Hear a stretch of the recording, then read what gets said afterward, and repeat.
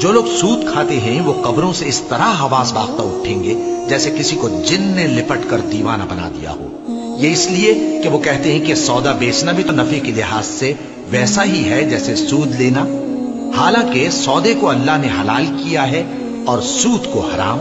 تو جس شخص کے پاس اللہ کی نصیحت پہنچی اور وہ سود لینے سے باز آ گیا تو جو پہلے ہو چکا وہ اس کا، اور قیامت میں اس کا معاملہ اللہ کے سپرد.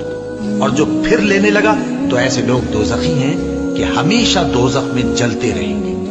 اللہ سود کو نابود یعنی بے برکت کرتا اور خیرات کی برکت کو بڑھاتا ہے، اور اللہ کسی ناشکر گناہگار کو دوست نہیں رکھتا. جو لوگ ایمان لائے اور نیک عمل کرتے اور نماز پڑھتے اور زکات دیتے رہے، ان کو ان کے کاموں کا صلہ اللہ کے ہاں ملے گا، اور قیامت کے دن ان کو نہ کچھ خوف ہوگا اور نہ وہ غمناک ہوں گے. مومنو، اللہ سے ڈرو، اور اگر ایمان رکھتے ہو تو جتنا سود باقی رہ گیا ہے اس کو چھوڑ دو. پھر اگر ایسا نہ کرو گے تو تم اللہ اور اس کے رسول کی طرف سے اعلان جنگ سن لو، اور اگر توبہ کر لو گے اور سود چھوڑ دو گے تو تم کو اپنی اصل رقم لینے کا حق ہے، جس میں نہ اوروں کا نقصان اور نہ تمہارا نقصان.